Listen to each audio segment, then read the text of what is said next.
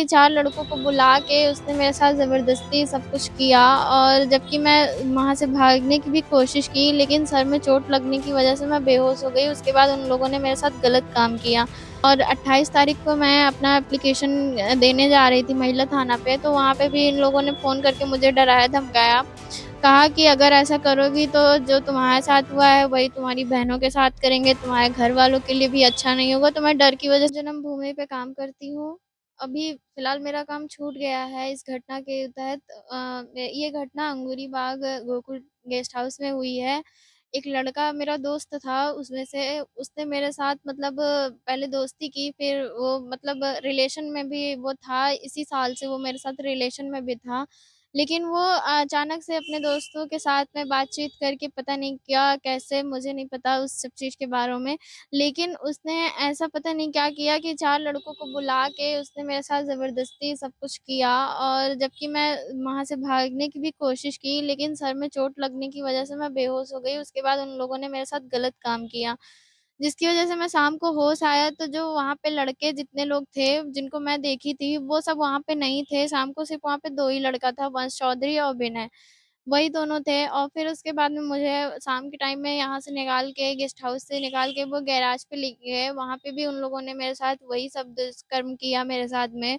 फिर उसके बाद में वीडियो वग़ैरह बना के रखे थे जिसमें मतलब वो लोग मुझे ब्लैकमेल कर रहे थे। तो वो उसी वज़ह से मुझे बार-बार वो अपने पास बुला रहे थे, रख रहे थे, फिर उसके बाद छोड़ देते थे। जिसके डर की वज़ह से मैंने ना पुलिस में बताया, ना अपने घर में। महिला थाना पे जब मैं गई तो उन्होंने बोला ये सारी घटना जो भी है वो झूठा है और क्या कहते हैं जो भी तुमने मतलब लिखवाया है वो सही नहीं है। और मतलब मुझे ही उन्होंने गलत बताया कि तुम गलत हो, लड़के ऐसा नहीं कर सकते हैं।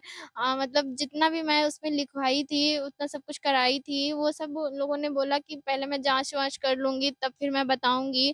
उसके बाद 2 तारीख को मैं 12 बजे तक इंतज़ार की, जब मतलब मेरे पास कोई फ़ोन वग़ैरह नहीं आया महिला थाना से, तो फिर से मैं वहाँ पे गई एसएसपी सर के यहाँ, वहाँ से आदेश हुआ एसपी सिटी सर के यहाँ, फिर मैं वहाँ पे भी गई तो वहाँ से मतलब महिला थाना कैंट के एसएचओ को बुलाया गया, उनको बताया गया कि मेरा केस दर्ज हो और मतलब मेरा एफआईआर लिखा जाए। तो वो लोग मुझे 2 बजे से लेकर के फिर रात को 9 बजे मेरा केस दर्ज हुआ है। फिर उसके बाद रात में 11:30 बजे मेरा मेडिकल भी हुआ, फिर उसके बाद में मतलब मुझे 36 घंटे तक बैठाए भी रहे और एफआईआर हो जाने के बाद मुझे कॉपी भी नहीं मिला।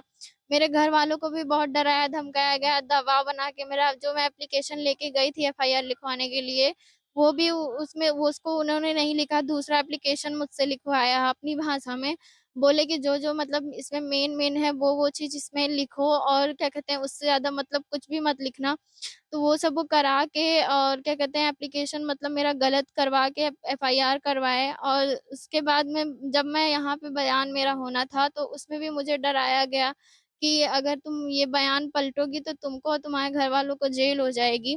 इस वज़ह से मैं उनके डर के दबाव में आके मैंने ये सब बोला और यहाँ पे भी मेरे घरवालों को बोला गया कि अपनी लड़की को बाहर ना आने दिया जाए, नहीं तो अगर कुछ भी होगा तो उसके ज़िम्मेदार हम नहीं होंगे, ना उसको नौकरी करने दिया जाए, बाहर पढ़ाई-लिखाई वो कर रही है तो फैज़ाबाद उसको आने की कोई ज़रूरत नहीं है, नहीं तो अगर कोई कुछ भी होगा तो उसके ज़िम्मेदार हम नहीं होंगे। मेरे घरवालों को पैसे का लालच दिया गया कि अगर मतलब अगर अपनी लड़की की इज़्ज़त चाहते हो तो घर में बैठा के रखो और मतलब केस-वेस ना करो, नहीं तो फिर बहुत वो लोग मतलब बड़े ये एसएचओ थाना कैंट ने बोला।